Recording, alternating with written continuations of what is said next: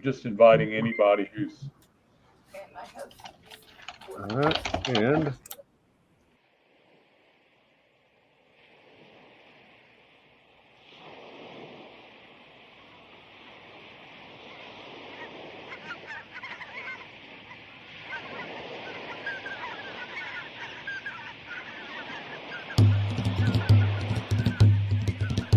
there was a fair maiden, she lived all alone.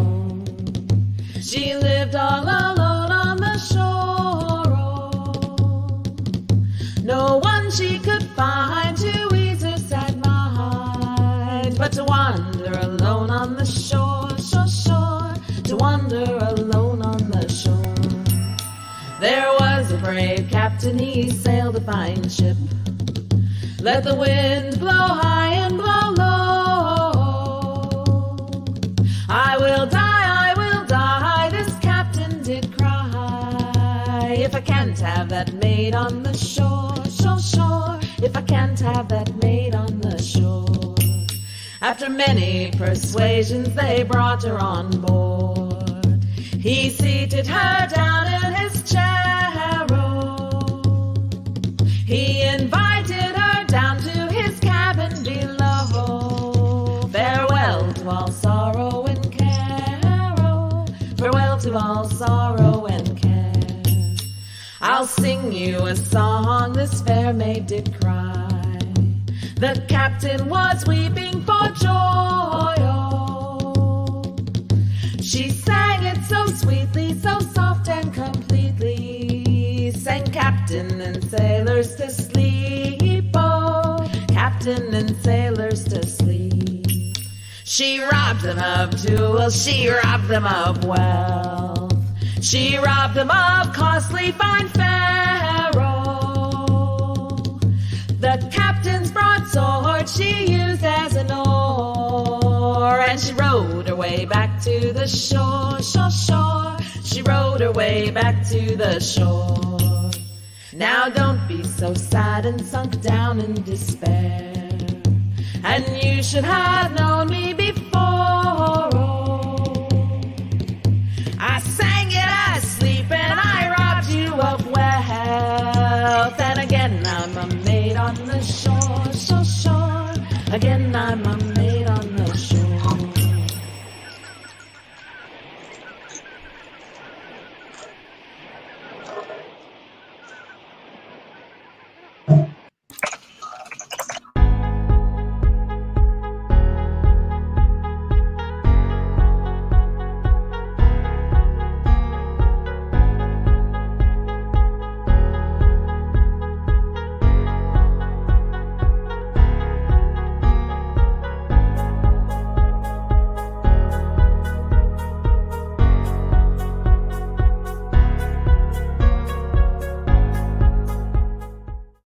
One message from Stokes coming in.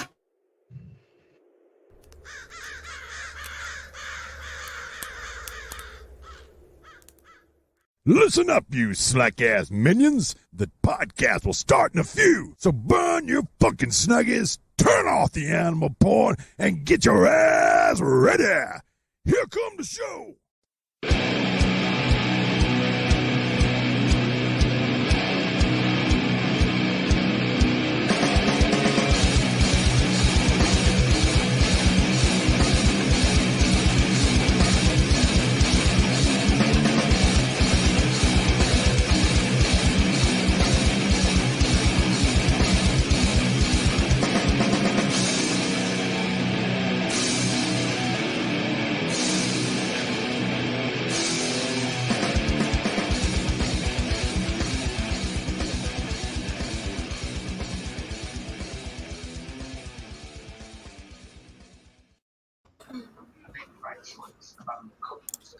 And of course, I don't know where. There it is. There we go. I got to figure out where all the freaking buttons are on this thing. Yeah, buttons. And What a bunch of old white dudes. Wow. Well, we had the redhead there for a minute. They're back, man. All right, so welcome to another edition of TDB Pirate Radio. I'm your host, William Joseph Roberts, and I have none of my crew showing up Oh, and we still got a few of the other authors that are going to be on tonight showing in. Oh, there we go. And we've got comments coming in. Oh, we got a comment coming in from Twitch. Adlove. Yeah, Adlove. Hi. Your crew now.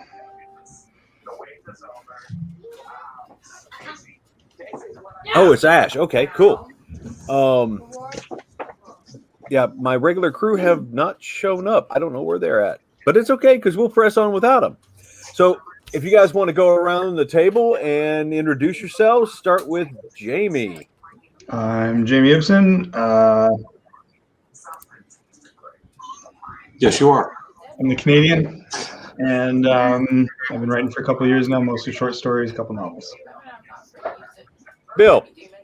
I'm Bill Webb. I write all kinds of stuff, novels, short stories, whatever anybody wants. Chandler. Hi there. Sorry, I don't know why my camera's not working. I'm here and my camera normally works, so I don't know what's going on there. I'm James Chandler. I write post-apocalyptic science fiction and all sorts of other stuff. And I'm in California, so it's early here. Oh, wow. All right, Alex. I'm Alex Rath. I write military science fiction, post-apocalyptic, some new space exploration, First Contact. I think I've got 6 novels and maybe 4 or 5 short stories published now. I am Holmes guy. I am the best looking guy in this group of people here. No, seriously. I'm the most humble. No, Yes, very. Keep telling yourself that. yeah, I know. So, hey, I got to wake up with myself, right? J.F. Holmes, I am the author of the Irregular Scout Team series, 13 books, 12 books, 11, something like that. In that series, I write military science fiction. IST1 is post-apocalyptic, a bunch of other novels. I also run Canon Publishing. We've got a bunch of different authors working on that stuff too. Okay, so I guess to kick this off, what is your favorite thing about post-apocalyptic genre? There's so many kinds. Yeah. I mean, honestly, Well, okay. for me, it was, I mean, I started with mil sci-fi. And then I went into post-apocalyptic with Mr. Smith. And the most fun part of going post-apoc for me was probably the fact that I got to write about a city I'd been to multiple times, buildings I'd walked through and been in, you know, the underground, which I had walked through. You know, I got to write about places I'd actually been, actually seen, using real world weapons and vehicles, things I could actually research, as opposed to when I'm writing Four Horsemen, we just kind of make it up as we go. Yeah, I gotta agree with Alex. My first series is set where I live, you know, so really it's the juxtaposition of what your everyday stuff is, and you're overlaying post-apocalypse on top of your everyday life. Not me, because post-apocalypse, after the VA cut off my medicines, I'd probably be dead in 5 months, but whatever. The people and the places there you can kind of overlay, and it's a familiarity with your hometown or your home area or your state that brings such authenticity to the work itself, right? For my work. I know, Jamie, you write Pacific Northwest stuff. You're from, right? Well, I was, yeah. Oh, yeah. But that was like, I got to do a research show. Okay, I just You know, totally and- lost my sound. Oh, well, we can hear you. Hold on. Emergency surgery on system. Oh, no. Yeah, these things happen. I think my ear. But yeah, I did Pacific Shogun, and the spring before Woods asked me to write for keep talking, Fallen yeah. World. Yeah, no, we're good. The spring before Woods asked me to write in From the Ashes, I had been down through the Pacific Northwest the islands off the coast of Seattle, and it was fascinating. And then we did the story and set it at Deception Pass Bridge, which is a real place that I've been to. And then this is a hell of a lynch point. If we were worried about, a post-apocalyptic setting where you need to have a hardened defense point for bad guys, and then the Pacific Northwest is so livable. It's easy to see how First Nations especially could have survived in that region for thousands and thousands of years just off of nature's bounty. And so for Pacific Shogun, our heroes didn't fall quite as far as everybody else perhaps did, because they could keep themselves fed and sheltered, and the weather wasn't awful and that kind of thing. Getting to write the Pacific Northwest was rad. Since then, I've moved to the other ocean, and we're already joking about, well, what am I going to do about New Brunswick and Maine and the forests up here, and how are we going to do this? But I'm pretty sure it's going to involve moose, so it'll be good. Wait, involve moose? Yeah, totally. Oh, okay. Now everybody gets to harass the hell out of Richie for being late, since he's part of my regular crew. I have an excuse. I didn't get no link beforehand. One of us could easily kill him. Oh, we could. Hey, we got to give it up. My brother usually likes to have sex with zombies. He's not here neither. Well, now, Holmes writes a zombie post-apocalyptic series, so Danny be at home in that. Yeah. Oh, man. I don't have sex with zombies in this series. I'm sorry. No. There's a line that you just don't cross. You know what I'm saying? Well, Danny has this logic. If you remove their teeth, they don't bite. Oh. Oh my. Okay, so we'll toss that to Bill. Moving on. I've got word from Christopher Woods. He is without any kind of good Wi-Fi, so he's kind of screwed, and he's not going to be able to pop in. He's taking this post-apocalypse stuff way too seriously. Yeah. So we'll have to represent him, well enough, and then beat him down later over it. Oh, and we are getting some. We can also misrepresent him, and that's all right too. Yeah, whatever. Okay, so, the primaries that all of us are playing in, we've got This Fallen World by Christopher Woods. We've got the regular Scout Team series, and then we got Bill Webb's Last Brigade series.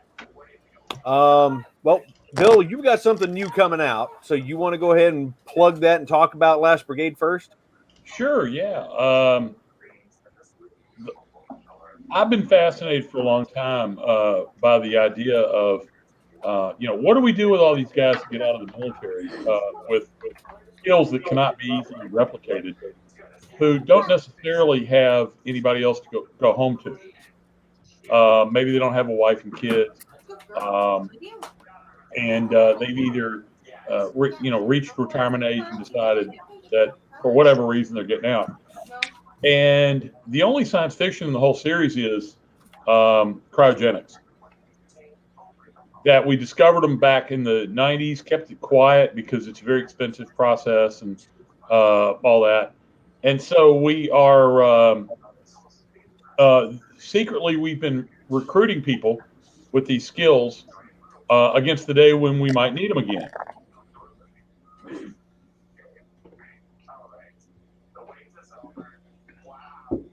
Did he just freeze?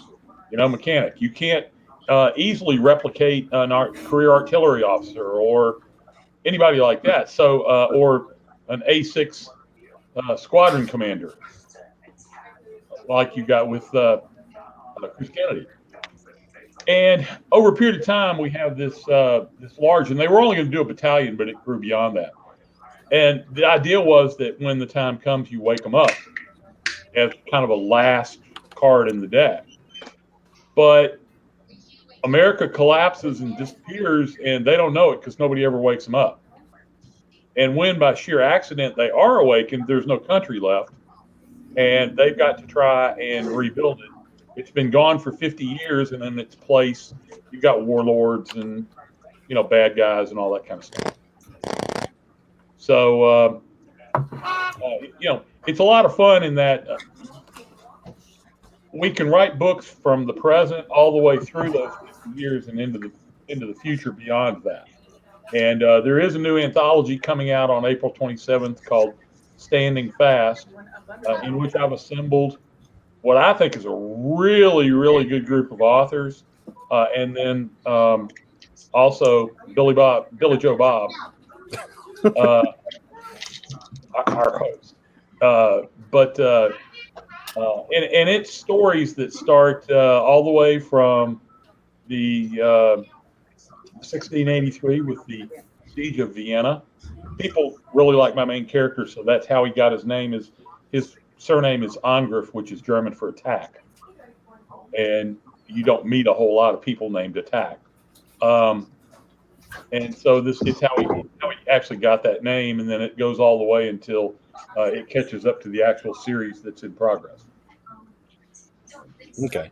Yeah, and you let me play in the straight up post-apocalyptic. I was 3-5 years after everything went to shit, and yeah. I'm playing in the aftermath of the collapse of the U.S., which that was interesting. The way you've got that all set up.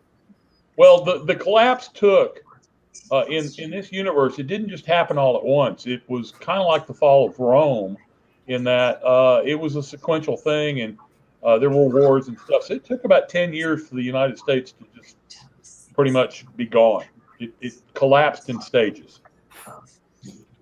Well, I know there's multiple ways of doing post-apocalyptic. The primaries are going to be nukes, zombies, alien invasion, everything goes to crap. I mean, what is your favorite? I mean, not necessarily to write, but which one really draws you in? Which one makes you think really hard on how you would make it, how you would survive? I'll start since I was the last guy to talk. Okay. I'll start with my favorite post-apocalyptic book, Lucifer's Hammer, by Larry Niven and Jerry Pournelle. Okay. And it was written in '76, so by now it's kind of gotten to be a little bit old hat.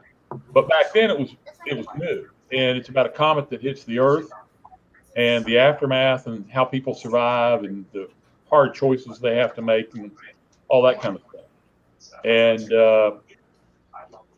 I really think it's fascinating to see everyday people turning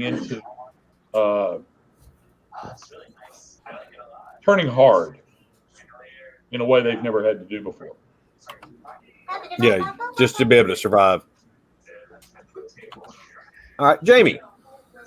My favorite post-apocalyptic really is the kind where it's so far gone that our modern era is lost basically as a myth and legend kind of thing. If you go all the way back to some classic sci-fi, the Canticle for Leibowitz, I think is the ones, right? And where they find his grocery list, and it's a big deal. Yep. I really enjoy a bunch of different genres, subgenres within post-apocalyptic, but that I think is my favorite. I mean, the other one that I hadn't really seen done before was with We Dare 2, when Speaker submitted Respawn, and the apocalypse happened when magic came back, and like in a series of hey y'all watch this kinds of disasters, the world has been shattered because of how badly some of these magical experiments have gone. Well, that's like Shannara too, wasn't it? Yeah, if you go far enough into the series, you find out that it's post-apocalyptic too, with magic coming back. Yeah. I only read the first 7. I haven't followed any of the stuff that happened basically since I was in high school, but I know that it eventually got there. But I mean, we put together a pretty broad selection of apocalypses for We Dare 2, and I was really, really pleased with how it shook out because we had such a different mix. You know, John Osborne did what if Y2K had gone the way that they thought it would? You know, that sort of thing, where you know, basically just the computers turn off and they won't come back on. And everything that we built right up until December 1999 just gone. That kind of stuff. You know, it's Doc Walrab did a really neat one, which was the Coast Guard versus aliens in the 50s. It was very much like a flying saucers, you know, classic like ray guns kind of a thing, and he had like a little offshore patrol boat with 50 cals that was just like hammering these alien ships as they're hammering a bunch of civilians as they try to escape. So I mean, there's so many different ways that it can go. But what it really does is it gives you a chance to talk about, like, well, you know, how did the people survive? You know, give them different challenges, and then you tell the stories about the survivors themselves. So, yeah. That's interesting. All right, now, Mechanical for Leibowitz, I mean, that's bordering on the absurd, and I couldn't tell you how many times I've actually listened to that little audio play.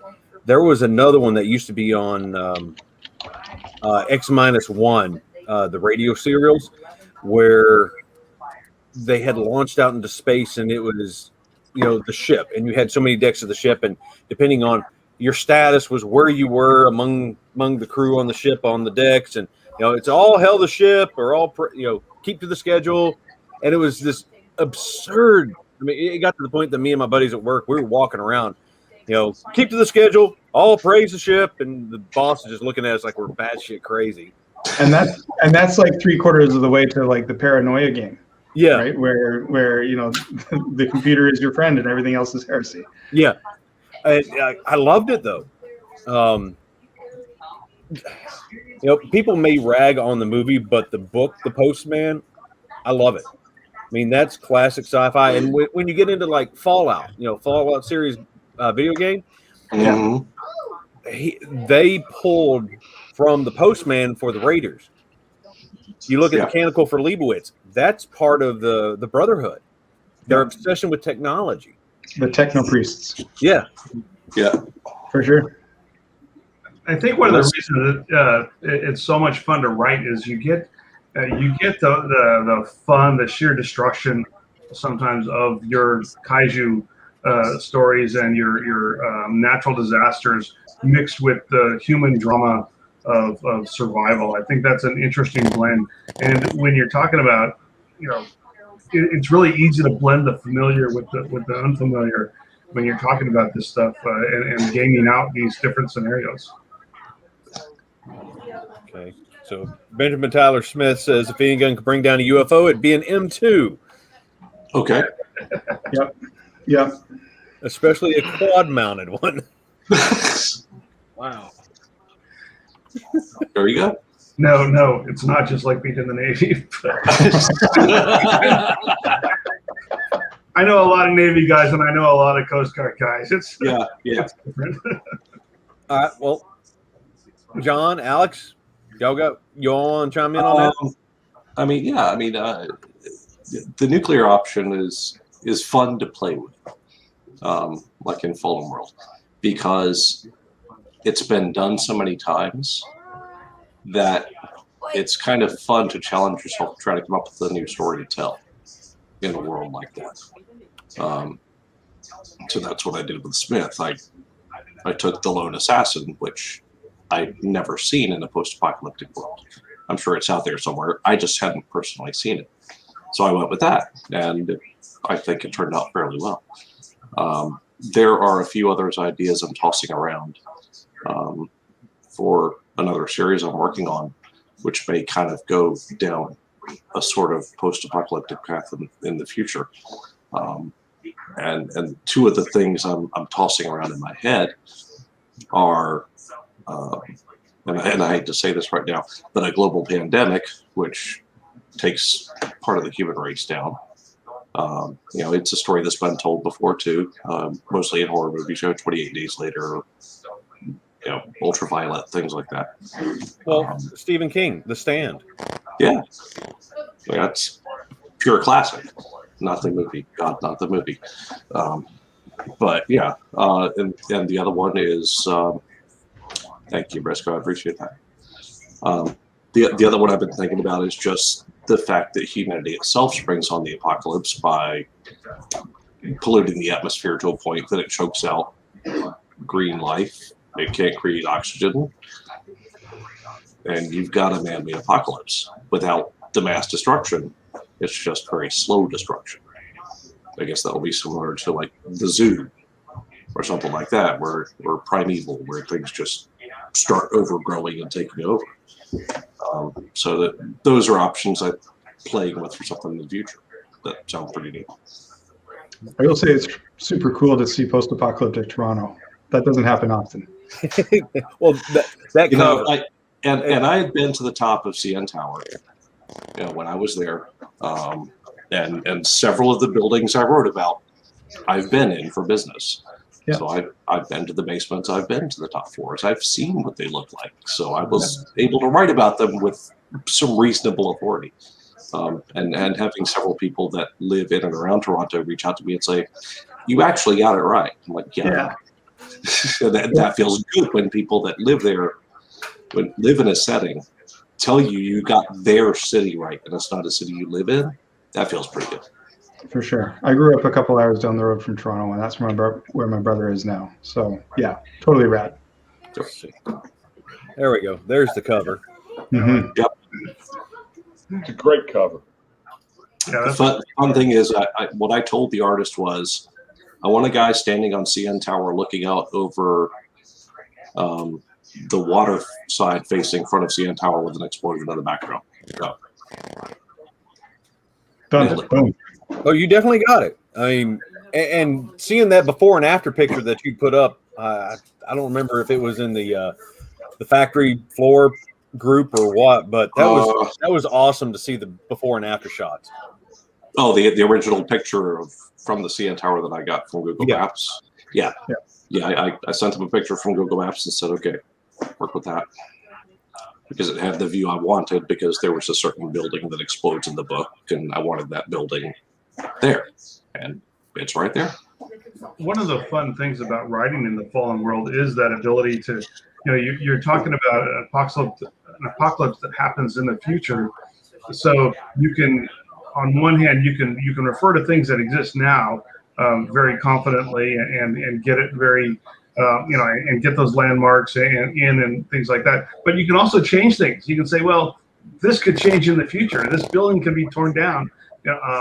Maybe some agent or specialist went on a rampage in the Sears Tower or something. Just all sorts of interesting, different scenarios you can go with, and that to me was one of the most fun things about writing in the Fallen World. Yeah. Well, my take on the Fallen World, I know I ended up going redneck hillbilly again on stuff. Because you're a redneck hillbilly. But it's so write what you know. Well, yeah, I write what I know. And, the editor, Beth, her comments back to me was like, how much Fallout 76 have you played? I've never played it. I grew up there. Yeah. And for anybody that didn't know, I wrote Wildcat, Foreclosure of a Dream for the Fallen World, which takes place in southern West Virginia, Kentucky. Look, there we go. I have covers. There's so many buttons to play with on this thing. I love this. And let's see. Wait. Is that? Yeah, there we go. The only thing StreamYard doesn't like is videos. Certain videos, if you put up, they don't like it. Slows it down. Well, and let's see. All right, now that I got these loaded, the latest anthology coming out by Bill, Standing Fast. Looking good. And nope. Now we're all gone. There we go. Irregular Scout Team 1. Zombies. Great Got cover. the shirt. Got the shirt. Great cover. Awesome cover. Great cover. And Really? You guys like that? I made it myself. That's a I actually like Brit better. I like that too. Yeah. And, oh, wait, there it is. and Pacific Shogun. Yeah. And gotta read that's the view that. down the Pacific Deception Pass Bridge. Um, I mean, I got a question for the writers since you guys are talking about writing. If you could pick a movie from the apocalyptic era, what movie would be your favorite? oh God.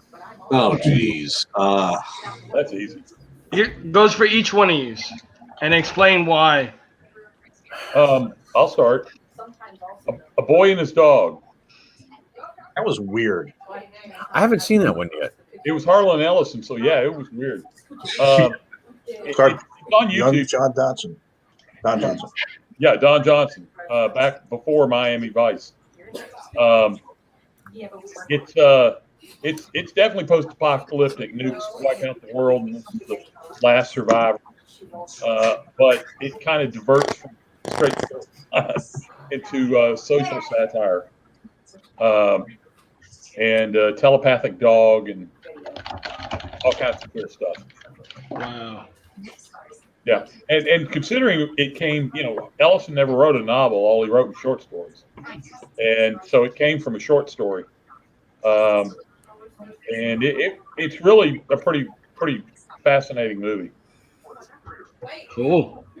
It's hard for me to choose between some of the TV shows and movies. Probably near the top would be the 100, until it went kind of weird at the end with the whole other planet stuff.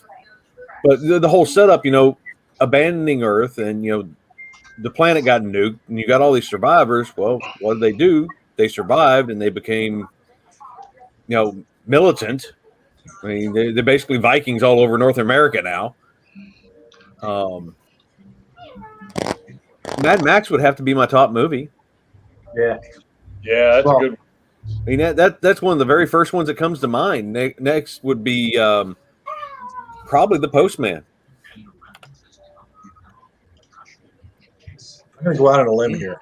My favorite movie is not a movie. It's BSG Reimagined, okay, which is a post-apocalyptic series, all right, because basically their entire world is destroyed. And when I write about people and their interactions. The struggle for survival in Battlestar Galactica is way up there on top of my list, even though it's a space series, right? And then I always remember in Buck Rogers when he goes outside of New Chicago and he finds his parents' grave and everything just becomes real to him about how the Earth was blasted and stuff like that. So those are my two go-to things. I have a second choice. We're going to go with just really fun stuff. Dread. Not the Sylvester Stallone. Carl Urban. Yeah, Carl Urban. God, that was good. Is that the new one? Yeah. Yeah, that's the newer one. That's the newer one. I'm behind on movies. I haven't been able to. I didn't see that one yet. I only seen the Stallone one. I gotta check it out. I've seen Body count's got to be over 1,000. I did hear though that they're supposedly making a movie of The Last of Us, which was a video game concept. Yeah, they are. And I can't wait to see that. One of my favorites, going way back growing up, was the 1960 version of The Time Machine. To young Jamie, that one was a big deal, where he's watching the nuclear exchange that then fires up the volcanoes, and then like his time machine has a bubble around it where it gets buried in rock, and he has to keep going forward until he finally comes out the far side, and it's like 40,000 years in the future. And then you've got the Morlocks and the Eloi, right? And the Morlocks are like the purple-skinned, white-haired. Yeah, the original movie. Yeah, yeah. That one was a good one. Dread was brilliant. And from a certain point of view, to bring up Schwarzenegger again, or not Schwarzenegger, Stallone again, Demolition Man is kind of post-apocalyptic in a way. That's one of my favorite movies. Yeah, that's one of my guilty pleasure movies. What's that? That's one of my guilty pleasure movies. the bit where he's eating the rat burger and he's like, best burger I've had in years. And then you're like, he's not lying because he's been on ice for that long. For all those years, right. I really enjoyed Demolition Man. Dread, is fantastic when done well. There's so many different ways that like and like getting into talking about post-apocalyptic, you get to the point where you're like, well, does an apocalypse have to be worldwide, or can people have personal apocalypses where their universe has shattered, you know? And you know, look at what's the one with Michael Douglas? Way back. Yeah. You know, I think about it, and some would argue when I named this as post-apocalyptic, but George Orwell, 1984. 100%. Oh, that's absolutely post-apocalyptic, Yeah, but it's political. You know, there's no nukes or anything. Social apocalypse. There's well, if there you're will be getting some into who would that, argue you get into the that handmaidens that is too. very The same kind of setup. I might argue it's a documentary, but valid point. But no, as I mean, I admit I struggle writing like battle scenes and things like that.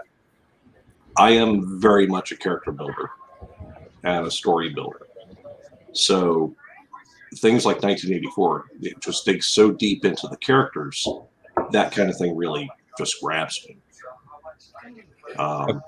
Well, would we consider Colossus, the Forbin Project, post-apocalyptic? I don't know that one. I don't know it either. Well, Briscoe brings up a good point. Red Dawn, it's technically post-apocalyptic in a pocket setting. Yeah. You know, the U.S. goes post-apocalyptic because, you know, we're under siege and all that. Is it mid-apocalyptic though, or is it post-apocalyptic? Yeah. I mean that for that. Like writing about the crisis and the disaster as it's happening is different from dealing with society's after the fact. It's post-apocalyptic. I would describe it more as an alternative future. Yeah. Kind of story. I'd call that alt. You're great. It really depends on what do you mean by apocalypse too. So, because I mean, generally, destruction of civilization is what I think of, and I find one of the most interesting questions is, you lose civilization, and most of these stories are first about survival, then they're about rebuilding, and there's always the question of, are we going to rebuild better, or are we going to, or is it going to be worse? Are we going to have a Mad Max? Or are we going to have Star Trek? Because technically, Star Trek's a post-apocalypse. That's right. Yeah. Yes, it they is. had full World War III, and everything went to crap. I forgot about that. But there's those episodes where Q takes them back, and you get to see like the ravening hordes, and you're like, "Wow, that got dark in a hurry." Well, you know, and Enterprise started right afterward. You know, that was coming out of the apocalypse. Well, First Contact, they were at the tail end of that after the war had ended, and they see that Borg sphere, and they're thinking it's one of the crap. I can't remember the other faction. They're thinking it's one of their drones, still in the air or something. Yeah. Sure. I mean, I think of movies like Aeon Flux. Where you're everybody's contained in this walled city, and you're told don't go outside. It's really, really dangerous. Oh, Logan's Run. You just reminded me of Logan's Run. Logan's Run is probably my favorite of post-apocalypse. I remember that as a kid. Yeah. God, that was horrible to watch when I went back to watch it. I watched it. I rewatched it recently. It did not age well. No, it did not. Well, one part of it's worth watching over and over again. Well, yeah, okay. I think we all know that part. Yvonne actually brings up a good point that we're living in a social apocalypse, and I don't want to talk about that. I think the scariest apocalypse stories are the collapse of society from within. With that, there's no meteor, there's no war, or whatever. Is where you just see things escalate to a point where what we know and love, and all the things we take for granted just go away. They just don't function anymore. And I think those stories can be really both scary and enlightening at the same time. I don't know that anybody's written it yet, but I would love to read a post-apocalyptic shortly after the collapse of the Roman Empire kind of a story, where somebody remembers the good old days and they're gone. I was actually going to bring that up, Jamie, about same thought where to the people that were living at that time, and I assume you're talking about 476. Sure. When the last emperor was overthrown. I do not have a history degree. I know that it ended sometime in there, and there was like this miserable time, like for about 500 years, starting around 500. But sure, 476 sounds great. But by then, by the time it actually collapsed, there was almost nothing left of the empire anyway. It had been collapsing for 100 years. Yeah. Rome had been sacked twice. Italy was ravaged, and but I was thinking how if you're just some farmer living out way away from all this stuff, then very You little. may not even notice. Yeah, I mean, right away you didn't even notice. Eventually you would, because all the trappings of empire finally went away. But that was more what came after. It wasn't the empire itself, but it was a one of the video games I've been playing lately is Assassin's Creed Valhalla. And in that, you're a Viking with a group of Vikings who leave Norway and settle in the northeast English coast. And then as you progress through the game, you seek influence with all the different factions and groups that live nearby. And last night I was playing and I got to London for the first time. And I'm like parkouring around in these ruins, these Roman ruins with all these columns and the marble everywhere, but everything's like decrepit and destroyed and beat up. And I'm like, can you imagine like being an illiterate peasant in 800 AD, growing up like on the shoulders of giants kind of thing with these enormous, you could see how glorious the works would have been. Right. And they are just trashed. Well, somebody who explores that is Bernard Cromwell in his Uhtred books. Uhtred is a Saxon who's adopted by the Danes, and whenever he goes down to London, he always comments, "Oh, the ruins of the Roman bridge, and we build like crap." It's that exact thing. He's living in the dregs of Rome, So I always look at United States is what, 250 years old, something like that, right? Yeah. Britain was a Roman province for longer than we've been a country, So, and they went through that 1,000 years of just being trashed, sort of. So, I don't know. It's an interesting concept to see where we would be a couple hundred years from now. And if you really want to build on that, if we accept the Arthurian legend and the timeline and all, then that was really, for him, that was post-apocalyptic. Yeah. Because he rose to power supposedly in the vacuum left by the Romans when they left.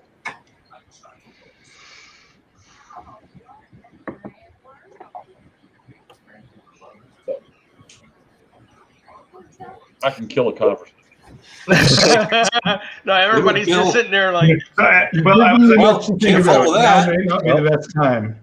I was actually looking up something on Amazon because I couldn't remember the name of the series. Sorry, John. But I really enjoyed the Invasion series that John did because it's a post-apocalyptic. Me? With what's that? Me? My Invasion series? Yeah, Invasion. Awesome. Go on. I mean, it's back a ways. It's back. I know it's an older one, but I loved the idea of the aliens not allowing too many humans to gather in one place. I thought that was an interesting challenge that you put the characters through. Yeah, and how do you work around that to actually have a fight? Yeah, how do you create a resistance from that? Yeah, and they went from high-tech 21st century technology to basically farm life and 19th century farm life. And that's what would happen, unfortunately. Things were to fall apart. I'd be running up to my Amish neighbors up in the hills here and saying, "Hey, now what do I do?" And they'd be like, well, you can be a peasant working for me now, I was going to go plant some vegetables, but I couldn't buy the seeds. Yeah. Oh, don't forget about that. Yeah. We'd all be trying to remember who we know that's a prepper. Right. Yeah. Nick brought up Maze Runner, and I forgot all about that one, but that is post-apocalyptic. Mm-hmm. Yeah. They're at the tail end of that big war, I think it was. But that falls in with Hunger Games, Yeah, Hunger Games too. There's another book that and I only bring it up because I've read it, but most people I know haven't, and it's definitely post-apocalyptic. It's called Station 11. I've listened. I started to listen to it. It's more young adult, isn't it? No, not really. No, No? it's definitely for an adult audience too. Yeah, You can, it can start there, but it's definitely more also for an adult. Yeah. But I was on a panel for it, and I read it, and it's about a troupe, a Shakespearean troupe who've all memorized Shakespeare and go around a post-apocalyptic world performing the plays. There's no book or anything. They all know them by heart, and it's sold, I don't know, 1 million copies or something like that. I didn't particularly like it, but it's only because it wasn't my style of fiction, generally speaking. A lot of people do. And I know it's a very famous book. Now, we've had nukes. We've had a lot of weather disasters and earthquakes and stuff like. Even what was it? The 1960s, 1970s. Was it Earthquake? Was that the name of the movie where LA just gets buried? Yeah. We've got all of those kinds of setups. Escape from New York. Oh, yeah. I can't really remember a Comet one. That, I mean, Night of the Comet. Night of the Comet. Yeah. And well, there really isn't too many comet and asteroid ones that I can really think of. I mean, well, you had Armageddon, but it doesn't happen. It just. Are you talking movies or books? Either. Well, books. Lucifer's Hammer is a comet. Right. Yep. But that's the first time I've ever heard of that one. Lucifer's Hammer? Oh man, as soon as you've read everything I've ever written, classic, man. Get that book. I've got 10, 15 years worth of no enjoyment reading because I caught myself. I think I caught myself copying somebody else's stuff, so I stopped reading enjoyment stuff and I just went to straight research. So I missed out on a lot of reading material. It was Niven and Cornell in their prime, and it's just one. They never wrote a sequel, so it's just a one-off. But it's really good. Yeah, and it was them at their best. Yep. There's also a series that I read a lot of pulp military fiction when I was growing up, and there was a series called. Well, first of all, there was the Survivalist, which was a post-apocalyptic or post-nuclear thing, and then there was the Guardians, where there was a solar flare that wiped out like half the planet, and the other planet had to kind of, rebuild itself. And that's where I get a lot of my inspiration from my books, man. That crappy 1970s, 80s, thin books that, nowadays would be called novellas that come out every month or two. So there's tons and tons of. Lord of the Rings post-apocalyptic? Yeah, I don't think Lord of the Rings counts as post-apocalyptic. Well, now I'm going to take up and say I'm not so sure. From the elves' perspective? Well, okay. I mean, Numenor was the most advanced civilization, and it sank into the sea. Yeah. And when I think post-apocalyptic, I think Earth. Mm-hmm. Just immediately, I think real places. Now, maybe that's just the trappings that my mind restricts it to. But when I hear something as post-apocalyptic, it's not fantasy. It's not, it's not a contrived, generated world. It's my mind goes straight to nukes. I mean, yeah, but I mean, as far as setting goes, if that story were set on Earth and let's say, California fell into the ocean or, Florida. I prefer Florida to go, but that's okay. Hey. Here we go. I live here. You can get out first. All right, Florida, man. I don't mind going up to Canada. I'm fine with that. But yeah, then yes. But if it takes place in a fantasy setting, to me, it's fantasy, not post-apoc. That's actually a pretty good point. Where does Mad Max fall? Australia? Really post-apoc. Australia. And that's supposed to be Australia. Oh, really? Yeah. Which is another planet, but still. Yeah. Well, they are time travelers here in the future. Yeah, 2012 is definitely post-apoc. Well, after the fact, after the movie's over with. But God, that's the creation of it. Mid-puck. That reminded me of one. Day After Tomorrow. Yeah, that was pretty good, actually. That was really good. One of my favorites. You got, was it 28 Days Later and 28 Weeks Later was the sequel, I think? Yeah, Zombie one? Yeah. later. Yeah. Mm-hmm. And there's That all the one- George Romero stuff. Day of the Yeah. Dead. Dawn of the Yeah. Dead. Yeah, I mean, Night of the Living Dead, it's a horror movie, but it's to an extent post-apocalyptic, for sure. Yeah. Eventually, it gets to be. And maybe that's kind of the difference between a horror flick and an apocalyptic flick is where the focus is, right? Like post-apocalypse, the apocalypse is the critical event, and then we tell stories about the survivors. Horror flicks, it's about the people trapped in the middle of it as they just get picked off by one. I like to see something start from the beginning, how it starts, the origin of it, and how it just escalates. Yeah. Well, I Am Legend is really good for that. Then you need to read Bill's Last Brigade. Or a regular Scout Team 1 series. Yep. Or The Starts Fallen right at the World. beginning. Yeah. Well, I keep bugging Woods because I wanted to do some stuff pre-apocalyptic, and we haven't got there quite yet. But I thought that doing kind of like a side series, like with Four Horsemen, where you've got the mercs and all that stuff, but then Kevin Eikenberry has his Peacemaker line on the side. I thought that doing a series of prequel books, about the corporate wars beforehand, leading up to, and then like having a hard stop. All stories end here with the nukes in the air. I thought that would be a good way to do it, but that would be interesting. It would. I think that'd be great.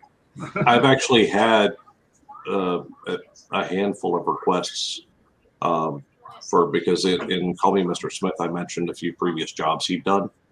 Yeah. And I've had people go, well, okay, there's the one guy and he killed his brother. But what about that? Sure. Well, that's history, literally. Wasn't there a TV series where the rapture happened and everybody disappeared and stuff? That was a series of 14 books before it was a movie. 14 books. My wife read a couple of them. I tried to read the first one, and it was really the premise was interesting. The writing was just awful. Oh God.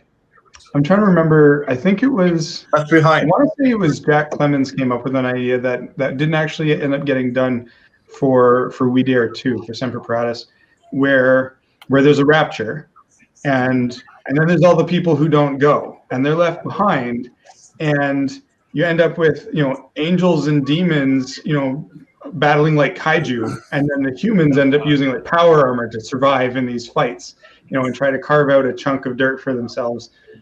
Where they're not going to get bothered by either of the two superpowers, and it never went anywhere. But I thought the idea was brilliant. All right. Well, let's take us a quick break so we can all take a piss, get a drink, and all that good junk, and we will come back with the worst post-apocalyptic movies. Oh, geez. Okay, that'll be easy. So we got about 5 minutes or so. So go. Let's all go to the lobby. Let's all go to the lobby. Let's all go to the lobby to get ourselves a treat. Delicious things to eat. The popcorn can't be beat. The sparkling drinks are just dandy. The chocolate bars and the candy. So let's all go to the lobby to get We're on a break. ourselves a treat. Let's all go to the lobby to get ourselves a treat. John Drake is the latest Irish author to explode onto the literary stage with his unique wit, hilarious characters, and unforgettable storytelling. Have you ever wondered what a Neanderthal would do if he was an engineer? Do you wish the Black Death was a bit more light-hearted? What if Genghis Khan had an HR manager? Pick up a John Drake satire from ThreeRavensPublishing.com and find out. Making Man, Cheating Death, and Killing Chance available now.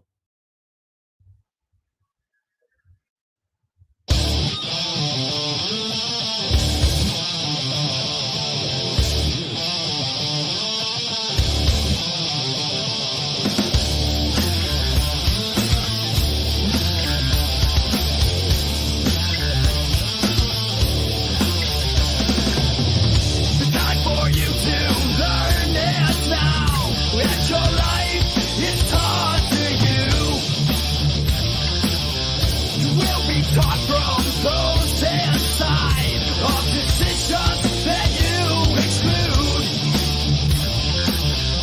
You are so gone away, familiar face has turned to strange. Others know the time and place and you stay now excluded today.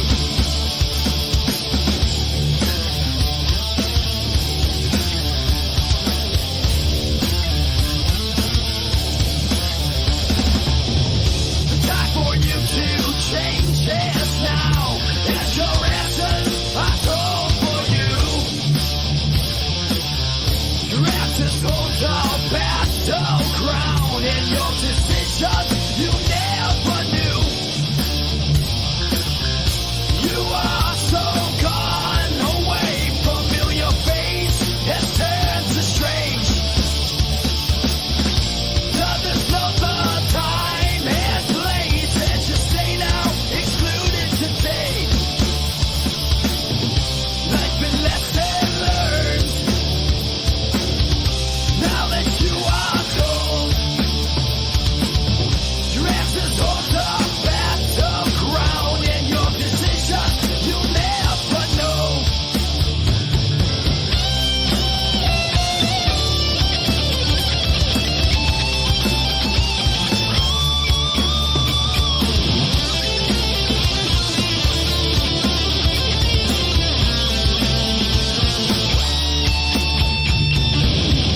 Time for you to break this now. Changing patterns, they're on your own.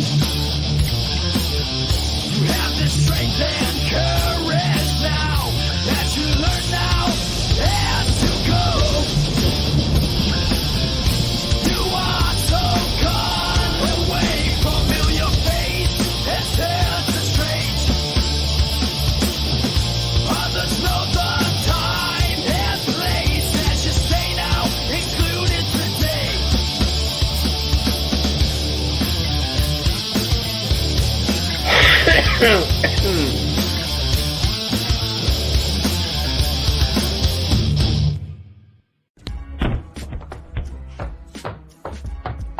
Damn it, man, I'm hungry. My baby needs milk. Ooh, chicken. Have you recently noticed food items missing from your refrigerator or pantry? Large quantities of empty beer cans that are left strewn about your house? Loud, grunted screams at all hours of the night. If you have, then you may have an infestation of basement trolls. But not to worry, the patented TDB brand Troll Away kills instantly and comes in 4 fantastic flavors no troll can resist. Pizza, buffalo wings, light beer, and frozen burrito. Simply place one of the bait balls on a plate anywhere in the home. Troll's highly sensitive nose will find it. Oh shit, a beer. Hell yeah.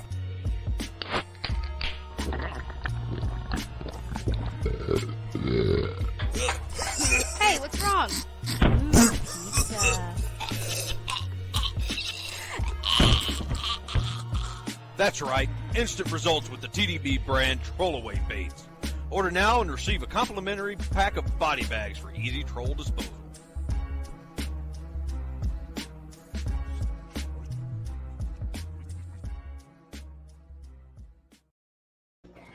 Hey, that worked out pretty good.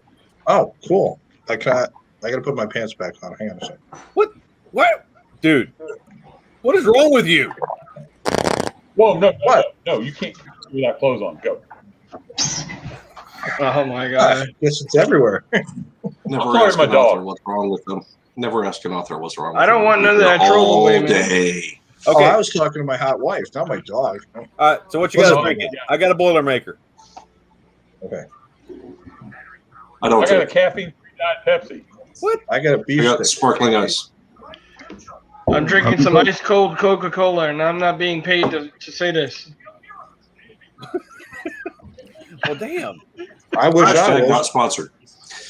Damn. Imagine if What? Coca-Cola sponsored us. That'd be kind of fun. Sound effects. We should actually do that. Get corporate sponsors for our books. We used to have Adam and Eve. Really? Oh, yeah. The podcast was like we started 10 years ago, and I actually had Adam and Eve as a sponsor, and had one of the authors that came on and did an interview do the audio for it. Did they send you products? No, but we got discounts, and we got paid for anything, like percentage-wise stuff.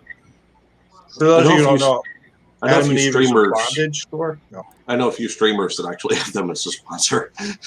No, but that would be cool as authors if we could get if Amazon would let us place ads in the back of our books. Anyway. All right, so what was the worst post-apocalyptic, I guess, movie or TV series, or even book, if you want to toss that in there? Walking Dead. Oh, Yes. come on. No. Okay. They are I'm gonna so tell a dumb. story. They are so dumb. I am going to tell a story. I'm with you. I sat down to watch Walking Dead. I watched like 3 episodes, and every other word out of my mouth is, that's bullshit. That's bullshit. That's bullshit. And Karen said, and you guys have heard this before, well, if you're so good, why don't you write a story? Which is where my first book came All from. right, I will. Yeah. So the complete absence of a functioning military anywhere in the entire series. I know they've done other things since then, but sorry. Yep. Waterworld. I think that one might be old. I think Yvonne was just saying that Legion was post-apocalyptic. Yep. The only good Waterworld. thing about The Walking Dead was that it inspired Ringo to write the Black Tide series. No. What inspired Ringo to write the Black Tide series is he knew I was working on a regular one. Right. And he didn't want to compete with me, so he really got it out first, right? All right, that's fair. So, yeah. You and Mark Laundry. That Holmes guy. Yeah. Waterworld was interesting, and the movie 3 wasn't hours too too bad. long. Yeah, I'm on the fence on Waterworld. The whole problem with Waterworld is the last 10 minutes is where the story starts. The whole problem with Waterworld is that it was made. No, I watched it, and I mean the Postman. I actually liked. People called it Dry World, but I actually liked it. There was actually a story there. I personally love the Postman, but yeah, so did I. Waterworld. But I mean, when it came out, people called it Dry World. I wanted the boat.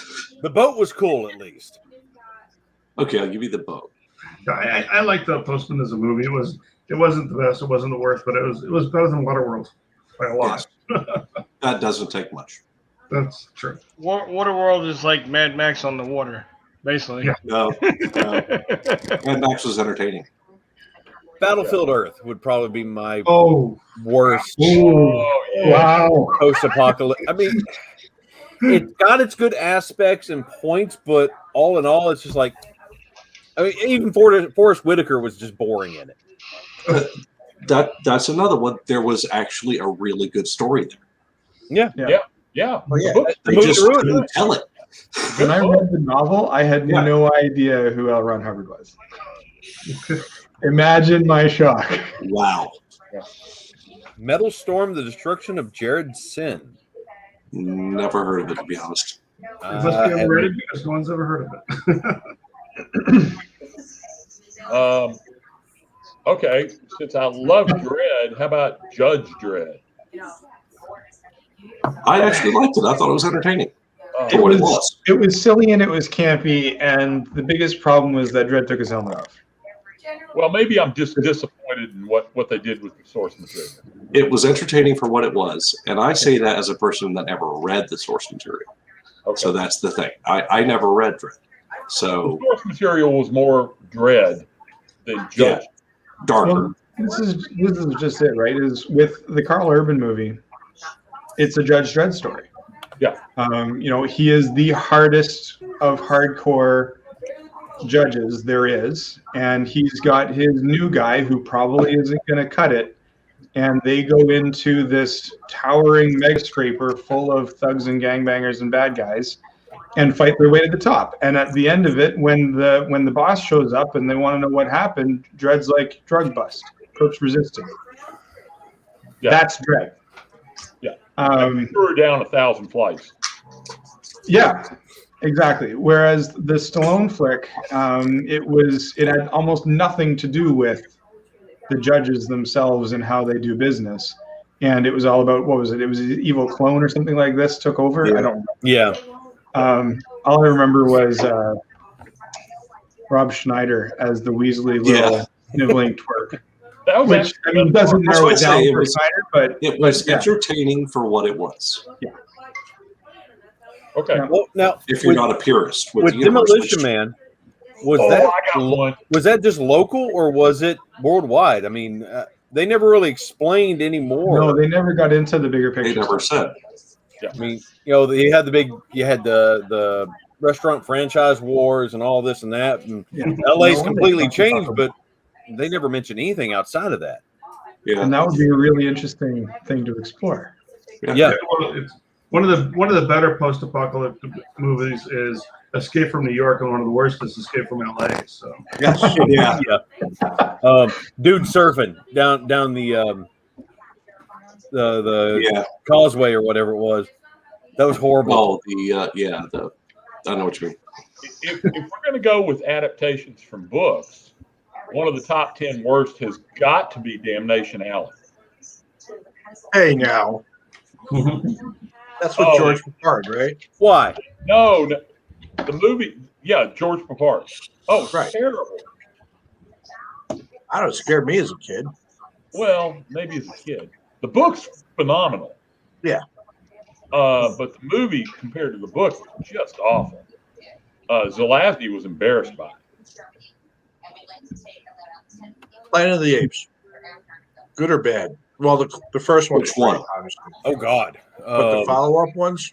The remakes? Wait, the original or the remakes? Okay, original series from back in the 60s or the newer 2000s version? That's a good question. It's got complicated in a hurry. I mean, the new ones. I actually kind of like both, but I like the older ones over the newer ones. What about the Mark? They changed up the storyline in the new ones. Yeah, of the new ones, I liked the first one. I thought that was an interesting idea to explore the transition from monkey to intelligent ape. But that was it. I mean, the others they were okay. Well, I mean, and they got into, the TV series sucked, but they got into how they did that transition where they were actually training them and the medical testing and all that. That's the newest one, right? Yeah, that's the part I liked about the new ones. Yeah. But the one with Marky Mark, when it ended, he showed up. He showed up in the world and was taken over by the apes, and that's all it went. And then after that, they just he ended up in some kind of stupid time warp in orbit or something, and then landed. And they lost it right there and then there. I didn't get that part. Go ahead, rip off Buck Rogers. I don't think they got that part. It was time travel. It was parallel universe kind of thing. So, how about Soylent Green? That was great. That's a classic. Or Omega Man. Omega Man, which was that they actually have like a Soylent Green product that you can go out and buy, and it comes in like peppermint green flavor. Yeah. That's what they're planning to do. Omega Man was really good too. The original one, I think it was Charlton Heston, but Legend is a remake of Omega Man. Yep. I think we can agree there. Okay. Now, what about environmental apocalypse? What do you think would be the worst one there? Worst. Handmaid's Tale. Sorry. Some people in my house have been watching that series, and I'm just shaking my head. I mean, I understand the concept behind it, sterility and stuff like that, but the thing that gets me with Handmaid's Tale is I've read a number of people who are convinced that Margaret Atwood was actually writing about Islam, but she put it on Christianity because she figured she could get away with it, whereas with Islam, people would be upset. I studied it in school a couple years after it came out in the 90s. And Atwood had paper clippings, newspaper clippings of all the different stories of little pseudo-Christian cults that inspired the different aspects of the story. And she'd be like, oh, well, this bit here, well, that's from this. Like, this happened in, and then she could, like, rhyme off the state or the country or the whatever where things had gone off the rails, right? And then just like with any kind of post-apocalyptic stuff, you take bad thing that exists in real life and you dial it way up, right? And carry it to its extreme, its most logical, horrific endgame conclusion. And I've gotten into it a couple of times with a couple of different people where they're looking at it from their perspective of now and not Margaret Atwood writing it in like 1983. Yeah. So, I mean, the show, as far as I can tell, basically doesn't have much to do with what she originally wrote. And the weird thing is that she's gone on and written a sequel to it now or something. Orax and Crake was one. What? She's done a whole bunch of them. Oh, no. Go on. Would World of the War, what was it? War of the Worlds count? Yeah. Well, yeah. That's mid-apocalypse again, right? Because it's in the middle of the invasion. Yeah, there's nothing in that series that I know of that's after the fact. Now, the old Tripod series, the old British TV series, I remember that. That was post-apocalyptic. That was after the alien invasion. They took over. They enslaved humanity. That was god-awful horrible. But the Tripod one was the one they used for the movie, right? With Tom Cruise? No. That's totally different.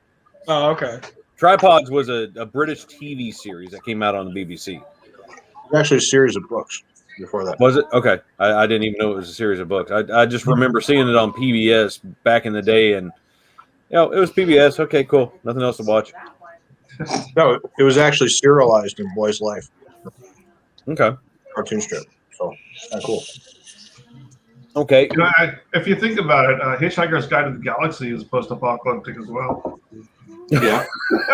Yeah. With it really is. Yeah. My favorite bit. Damn it, Zaphod.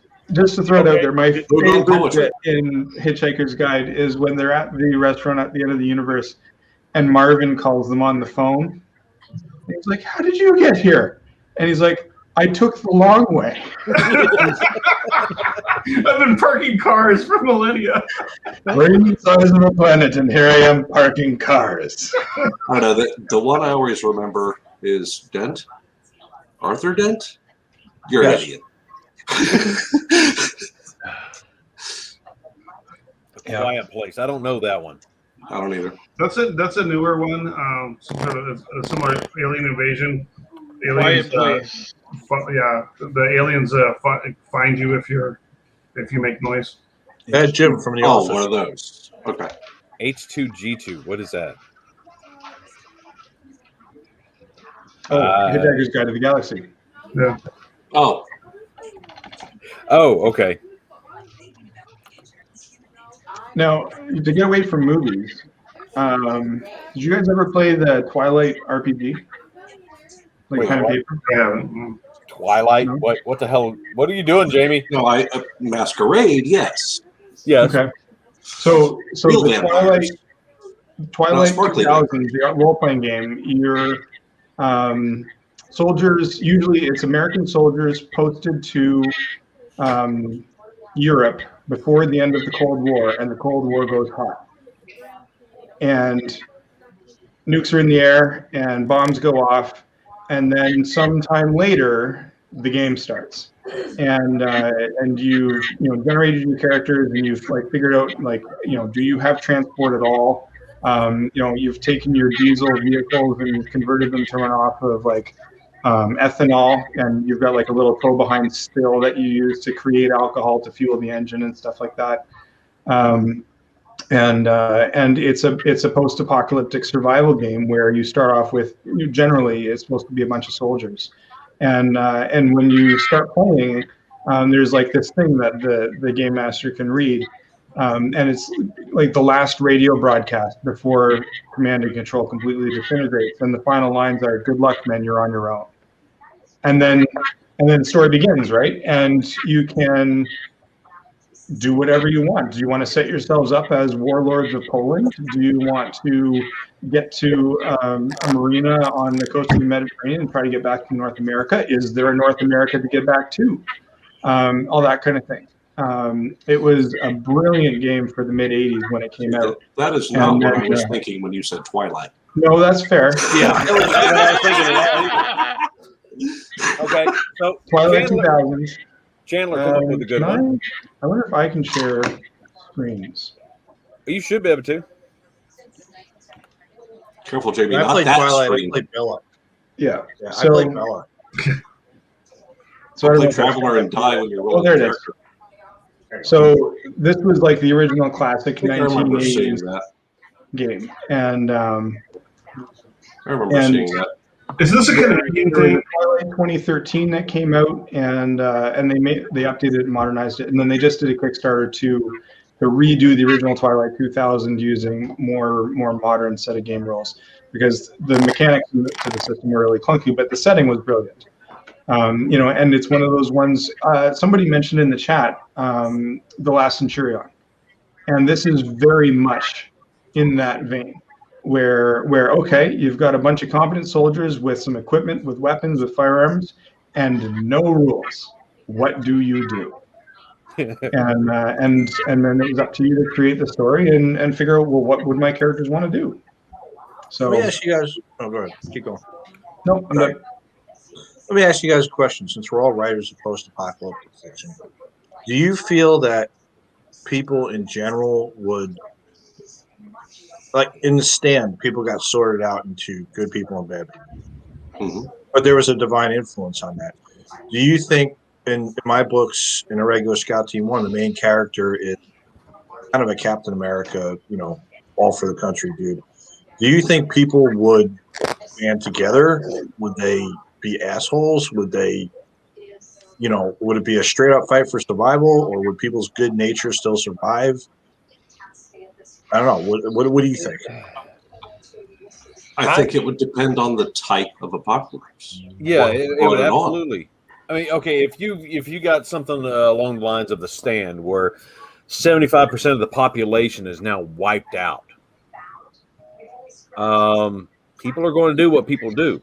They're going to do what they've always done. And if you're bad, you're bad. If you're good, you're good. It's going to turn you no matter what. Whether you're good or bad. You're going to have to harden up to be able to survive. You're going to have to do things that you don't want to do in order to make it.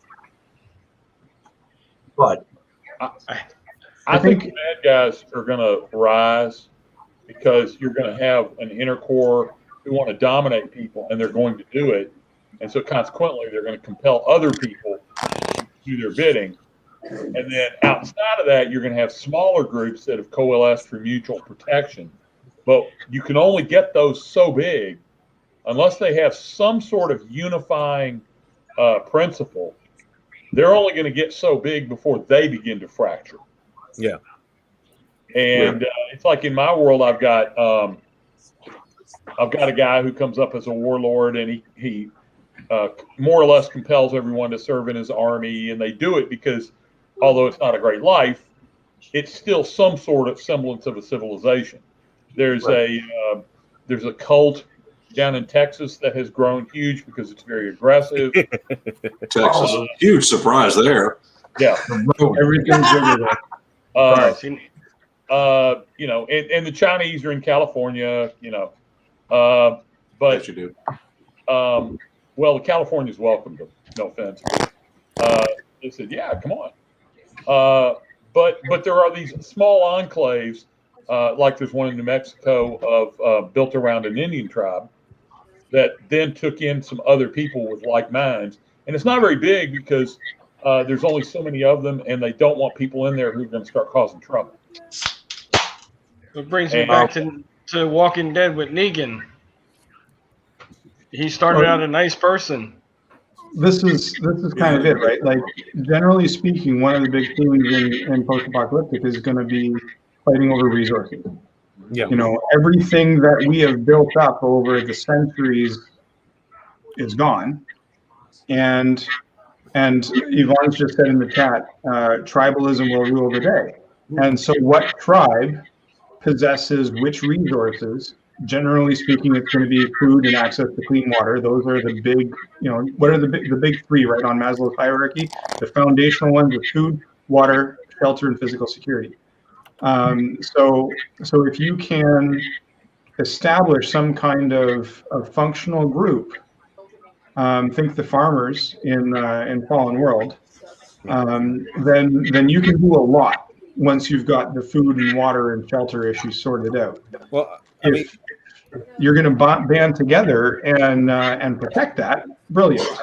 But if the farmers don't know anything about self-defense, then the raiders are going to come in because they, you know, are starving and they have weapons, and then they're going to take that and then probably drive that into the ground because they don't know how to farm either, or they're going to enslave the farmers. In general, you're going to have either the loners or those who want to be part of the communal group. I mean, that's why we have villages and cities and towns. Yeah. That's how it started. You have either the loner out there doing their thing, or you have these others working toward a common goal. Yep. And, you know, just like in The Walking Dead, you have that small town that has barricaded itself in to protect everyone, and everybody's working toward the common goal of survival. Let me throw out a movie you guys probably have not seen, but it's a 4-star movie, and the book was equally as great. On the Beach. Yeah, great book. Never saw the movie, but great book. Don't think I've read or seen it. Yeah, it's set in Australia. Go ahead. Yep. U.S. sub trying to get to Australia after the apocalypse, nuclear apocalypse, and it was one of Fred Astaire's last movies, and it's just superb, both the book and the movie. Yeah. So, you know, just something if you want to go out there and take a look sometime and watch something really, really good. What was it? On the Beach? Yeah. On the Beach. Written by Neville Shute. Neville Shute, yep. U-T-E. One of the best books I've ever read, I wasn't able to finish the movie because it was just too hard, was The Road by Cormac McCarthy, right? Yeah. And, you know, he runs into some really bad people, dad, his son, and at the end, not to give anything away, the son meets up with basically a good guy. You know, the quantifier of being good is that they don't eat, right? I mean, that's how basic it got down to, right? But he really nailed that whole, you know, survival versus doing good for people, and just how devastating everything. Yep. That movie was hard to watch. He's a unique talent. He really is. Yeah. That was a hard movie to watch. There we go. Yep. On the Beach. Yeah, On the Beach. Yep. Cary Grant, Fred Astaire. Great movie. Anthony Perkins. Wow. Yeah. So the premise is there's been a nuclear war, and the radiation is slowly making its way down to Australia. I don't know if they changed that from the book to the movie. And it's been a while, but I don't think they did. Yeah, and everybody's trying to decide, well, the world's going to end, so how do we spend our last days, right? You know, and some people pick up, you know, like dangerous race car driving. Other people, you know, what do we do with the submarine? The war's over. You know, touching back to it, Lord of the Flies. It's a post-apocalyptic book that really delves into human nature too. That's one of the best things I like writing about is the way people deal with each other. Work. Yeah, all the explosions and stuff are fun, but it's really they're only fun though if the background of the people, how it actually affects the people, if you haven't done that well, then to me it's just boring. But if the characters, if I care about them and they're in real danger, then that makes it very enjoyable for me to read. Yeah, I think the key factor is going to be the environment and what type of apocalypse you're talking about, because how people respond to a nuclear apocalypse is going to be very different from a zombie apocalypse. Because in a zombie apocalypse, when you start talking about banding together, your primary concern about the people helping you is whether they can fight and defend. Whereas if it's a nuclear apocalypse or something similar or environmental, you're really talking about survivalists. You want people to know how to farm and how to hunt and things like that. And people are going to tolerate behaviors that they otherwise wouldn't, depending on those scenarios. Well, it depended on the people's skill sets, and survival between an earthquake, major flooding, and solar flares, totally different across the board. Yeah. Sure.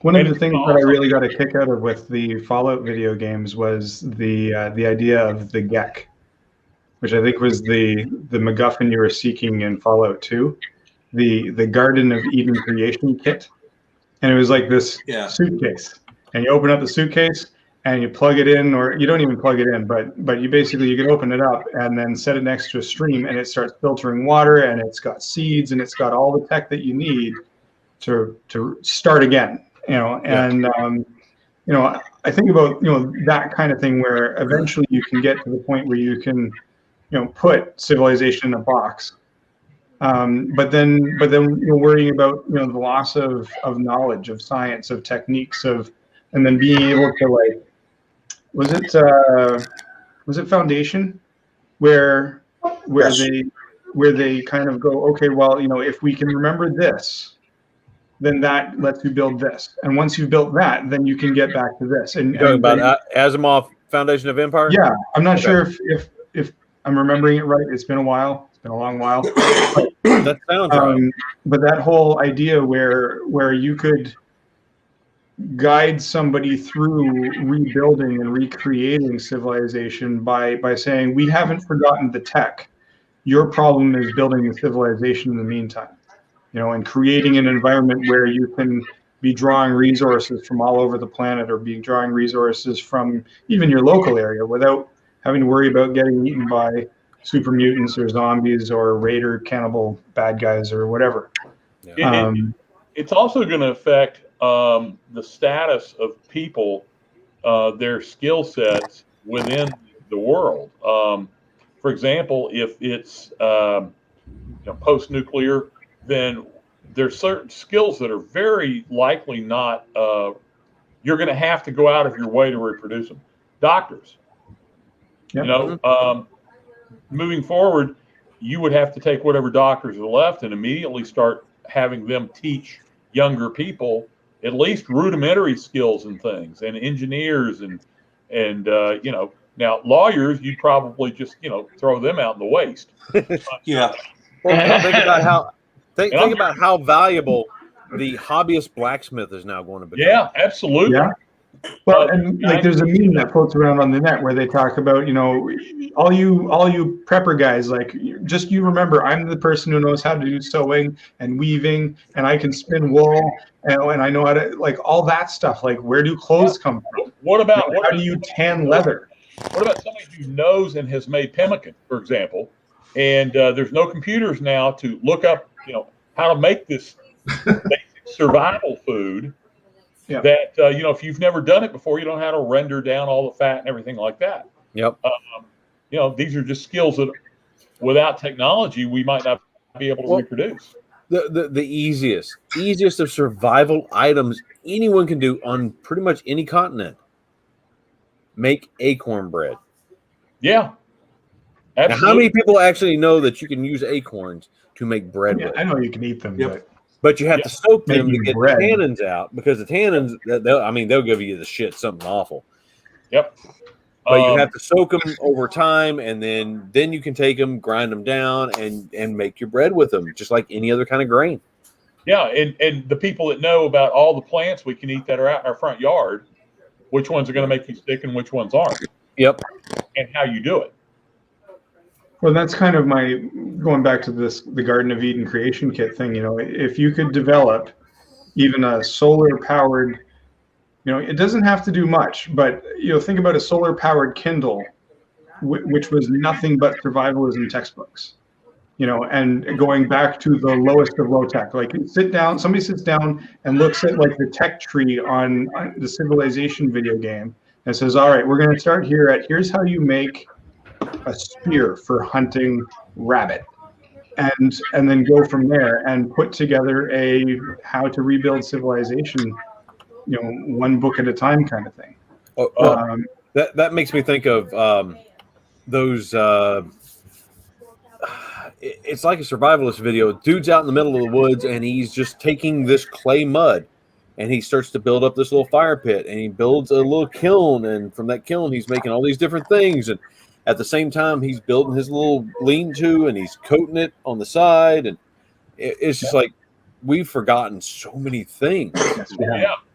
Have you ever That seen was one of the things that series? Mad Mike did really, really well for his time travel book, where the soldiers got displaced back to Neanderthal times, and they like, all right, let's go rope us some goats, and we're going to put them into a paddock. Why? Because they're really useful, and they all kind of contribute a couple things, and then as they collect other people, from different points in time, because they've all been sent back to the same time period, then they can start rebuilding things.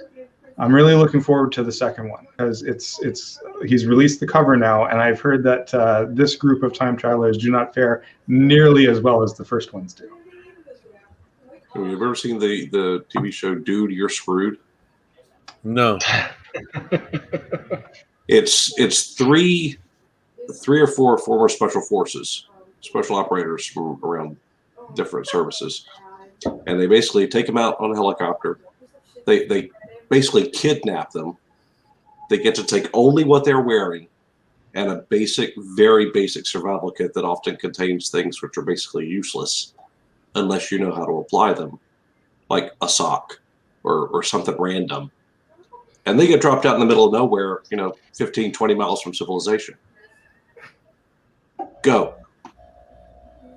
Well, that sounds about like Naked and Afraid. I was just going to say that. Yeah, but these guys are operators. They know how to do it. Yeah. Well, and the stuff they do is just, are the kind of people you want with you. Oh yeah, absolutely. Now watching Naked and Afraid, and the kids used to love watching that with us because they're sitting there like, why the hell did they just do that? That's stupid. But looking at the average person, if they were put into that survival scenario, these are the kind of things that they're going to be dealing with. Okay, basic food and water. How many people actually know how to deal with that? Have any of you guys watched Alone? Yeah. No. They take somebody and there are no cameramen, there's no producers, nobody. And usually they started off and it was on Vancouver Island once. Yeah. They take them to a really harsh environment. They leave them and they start off with 10 of them. They have their own camera. They have to carry around. I have seen that. And the last person left alone for as long as they can endure wins whatever the money is. I think it's $250,000, something like And there's people that were out there. I think in the first show, there's somebody who was out there like 160 days or something ridiculous, and they're totally alone. Now they can call and bug out if they need to, or if they get badly hurt or something. But there's nobody within 2 hours help. And it's a neat show. Yeah. So, what, in your opinion, makes a good post-apocalyptic series? Characters. The characters. Yeah, absolutely. I'd have to absolutely agree on that one. Well, that's what makes good writing anyway, regardless of what genre you're writing. But yeah, and getting back to what we first touched on, familiarity, that you can place yourself in the shoes of the people that are in the places that people are experiencing all this stuff. I was just gonna say that. Yeah, I mean, like character and places. With Mr. Smith, obviously, very few people who read it are very likely to associate with being an assassin. Yeah. But they can certainly associate it with, the primary, secondary character and all the other civilians that are involved. There's basically a group of bandits running around. They're taking people's food and things like that. And Mr. Smith doesn't like it very much, so he takes care of the situation. But, I like to think that in a given situation, we talked about this earlier, we were talking about, what would happen. You'd have the bandits, you'd have the raiders, the guys who knew how to use the guns, forcing other people to do things for them. Give us your food and we'll protect you. Protection racket. And, I put that in the book because I figured, okay, it's kind of a trope, but, Warlord 101. Truth. What is it? But it works, especially in that area. And I mean, when I was writing Smith, I had a Google map of Toronto on my other screen because all the street names, everything, all the buildings, all the schools, all the houses. So, I was like, okay, where were they based? I use Google Street View a lot. Yeah. Get down 360 degrees around to the actual line. But the remote areas are kind of hard to look at sometimes. It won't let you zoom in so great. Yeah, there have been a few places where I wanted to look and couldn't, but I use Google Street View because it's a lot cheaper than driving up there. Yeah. Quit trying to look at Area 51.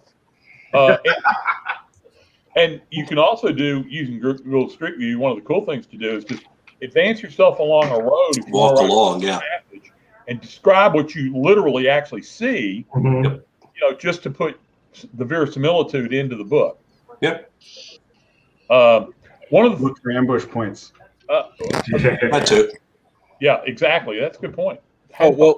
When I was writing Wildcat and we got to the Greenbrier, I'm sitting there like, okay, I've got my guys sitting on this hill and that hill and that hill. Can they actually see from that point? So I'm trying my best to get a good angle and look at it. I mean, Google Maps is your friend when you can't actually go there. Another good friend is YouTube. You can go onto YouTube and see videos about people digging out gooey ducks. Okay, so one of the things I've got an A10 pilot, a Warthog pilot, going through the entire checklist. This is about 3 pages in the book, and I don't normally do this to this level of detail, but I wanted the reader to be, into the cockpit. And so I pulled up a YouTube video of exactly this, and literally just kept stopping it, write it, what I'm looking at, and would stop it, write what I'm looking at next, and do that so that I had it exactly right. Yep. And it's not cheating. It's research, but it's research. I mean, we make up a lot of stuff. We do, but there are some things we have to get right, or we're going to get called on it. Yeah. Well, I did the same sort of thing. I found some walkthroughs as best as I could of the Greenbrier Hotel and the bunker. I mean, you couldn't find a lot of videos online. Right. And the train that I used is actually just down the road from the Greenbrier at a railroad museum. And it's an old locomotive. It's not a Constellation. It's actually a Greenbrier class steam engine. And I found some videos that I did the walk around, and the guy is talking about all these different controls and this and that, and this is how the firebox opens, and I include that into Wildcat. It's so much fun to use that real stuff in your post-apocalyptic world. I put an aircraft collector who was based on Paul Allen, and I renamed him and all that, and put him in a slightly different place. But he had a collection of World War II aircraft that 50 years after his son had maintained. They, being a billionaire, he had everything he needed to maintain them, made sure he had parts, and they have a machine shop and everything. So in my last book, I got to write in a really strange World War II German reconnaissance aircraft that had an engine on one side and the cockpit on the other, and the fuselage in between. I also got to write in a Stuka, that busting Stuka that gets to go down and shoot up some Chinese armor. Nice. And stuff like that is just so much fun to play with because possible. You know, if I mean, when I was at Dragon Con, the last in-person Dragon Con there was, that was actually the day I released Spartan Specialist. I was working on Smith at the time.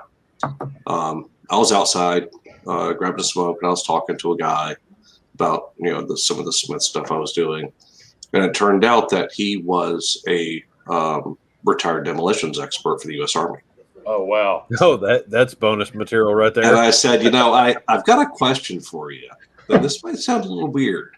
It's like, shoot. So, okay, let's say you've got an old natural gas factory that's going to get blown up by, say, 20 pounds of Semtex. How far is the sound blast going to go? How far is it going to blow windows out? Things like this. And he sits there and he grabs a piece of paper from somebody and does the math and draws me a little circle of impact that I can use. That's fantastic. That's in the story. Well, that's one of the so joys good. of the networking that we have as authors. I mean, we've connected with so many people that we can just ask anything and they'll give us answers. Yeah, I mean, I had a question on nukes, and thankfully all you gotta do is happen get to on know a another nuclear. Yeah, I happen to know a nuclear physicist, so I was able to reach out to Jim and get the answers I needed. Yeah, I sometimes, and with readers, sometimes you just have to shake your head because it's not a book I wrote, but someone we all know, I'm not going to mention the book, got a criticism the other day because the editing was horrible and the military stuff was a joke. These people didn't know what they were doing. Oh. And one of them was a career SEAL. One's a retired colonel. I might have seen that post. I might have seen that one too. The editor is a college professor and of English. So you've got to get it right, even though some people aren't going to appreciate what you did. Yeah, I had someone tell me that there would never be two captains on a carrier. Isn't the commander of the air group a captain? Yes. Yeah. Okay. And, hey, Hillbilly, you should do a show. Not to mention quite a few of the pilots. Yeah. Hillbilly, you should do a show about our 1-star reviews we all get. Yeah. That would be fun. Yeah. That would be hilarious. That would be fun. Yeah, let's show them too. I mean, Yeah, that would be hilarious. Oh, we could. We could easily do that. My last book actually got one, and it boggles the mind because everything they wrote in it is wrong. Right. Yeah. It was for Seeds of Terra, and they're like, you sent things onto a planet without ever sending a probe. There's literally half a chapter on the probes. It's as if they don't actually read the books. Right? Yeah, exactly. One of the things that I've taken to doing is I take my cover art and then I start splashing reviews all over it to kind of associate the one with the other. Look up. And the 1 star that I got for We Dare, I tucked away here in the corner. Let's see if it's going to share. Oh wait, let's see. Okay. They're in the bottom left. Carpentry. Unverified. Okay, wow. Are you sure? And I thought that under being honest with the readers, but I mean, it's a review. Yeah, I like that. I don't know if you guys noticed, but Amazon won't let you comment on reviews anymore. Nope, not anymore. Really? That's probably a good thing.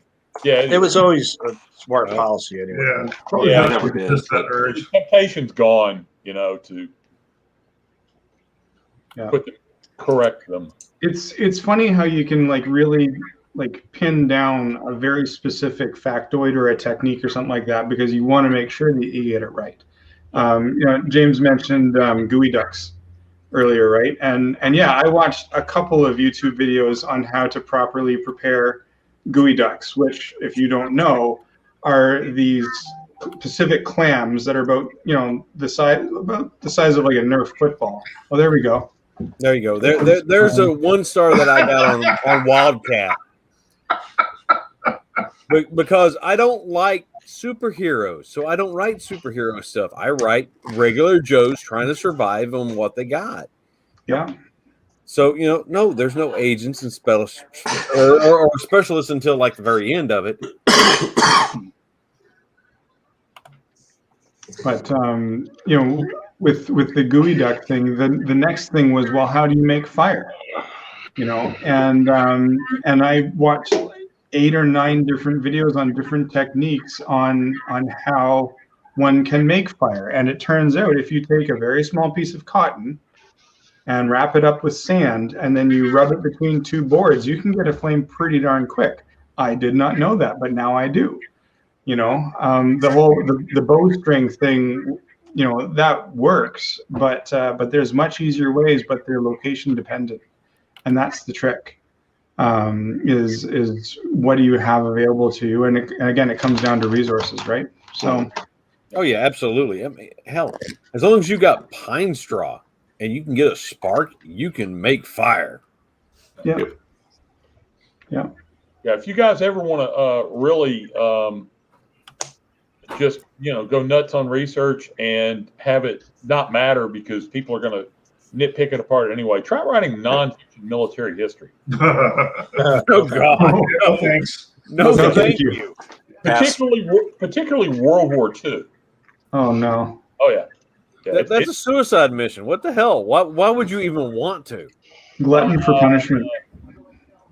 You have to be. You have to be a masochist. Because reasons. It's an profession.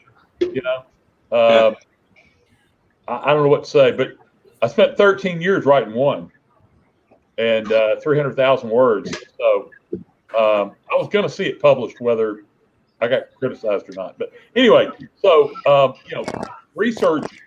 It doesn't matter how good it is. Somebody's going to pick it apart. Yeah.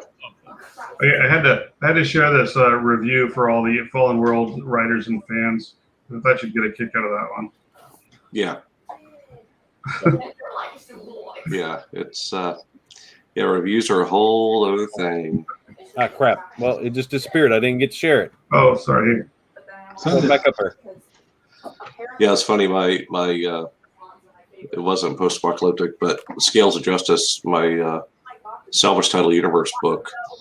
It was the first non-Kevin Steverson book in the universe, and I got several 1-star reviews because it wasn't about salvage title. Well, with Smuggler's Run, we've gotten a 1-star and a 2-star for just too over the top 80s crap and things like that. But that's a whole other beast.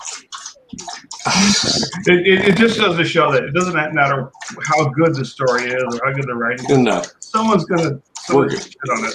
They're gonna happen, and whatever. I mean, if they think they're gonna hurt my feelings, not gonna happen. Oh. No, but as an author, sometimes it does help to read like the 3-star reviews.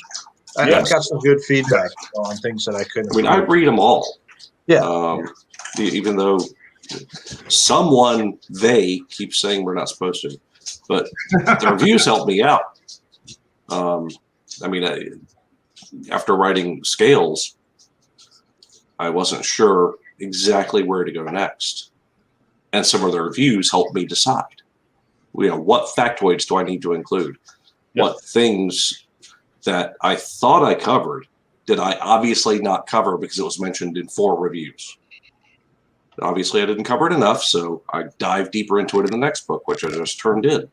So, yeah. I read the good reviews to boost my ego. I read the medium reviews to take pointers, and I read the bad reviews for a good laugh. To stay humble. Yep. But I think funny, you mentioned, John, the 3-star reviews earlier today. I was watching a little discussion that Casey Zell was giving with Kevin Eikenberry, and the topic of the 3-star review and your particular attention to them as an opportunity to learn and develop your craft and improve it. That had caught Casey's attention, and she mentioned that was the thing that you'd talked about before. And it makes a lot of sense because we got to stay humble. But not just assume that we are the next, latest, greatest, most wonderful thing. But I am. Well, you might be, but not all of us are. See the Yeah. not everybody's a superhero thing earlier. But people again, didn't like like the 1-star reviews, we didn't have enough superheroes in this book, or garbage writing, waste of time, right? Like that's not helpful. But a 3-star review is it could have been better, and maybe here's how. And that's the kind of thing that is helpful. When somebody takes the time to actually say, I would rather have seen this, or I would like you to, that's when I do want to listen. Yep. Yeah, and absolutely, if 500 people mentioning my editing, it's probably time for me to pay a little more attention to it. Yeah. Yeah, Chris and I got busted for one word in With Your Shield. There was one word that we used the wrong version of it or something like that, like further and farther, I think it was. And we got a 1-star review because we got the wrong version of the word. Really? That just falls into petty. That's petty. I got a 1-star. Somebody doesn't like Chris is what I was thinking. The funny thing is, no matter if you do something good or you do it in a certain way, there's always going to be that one person. You can't please everybody. Yeah. So I don't try. I got one because my bad guy didn't like America. Swear to God. You could do a whole show on this. We could have fun with this. Yes, we could. Yeah. Speaking of which, I got to get ready to work. So, got to jump, guys. Thanks a lot. I appreciate it. It was good meeting some of you. Now, hold on. Pleasure. Go ahead and plug your stuff, man. We're getting ready to wrap it up. I mean, we're just about at 2 hours.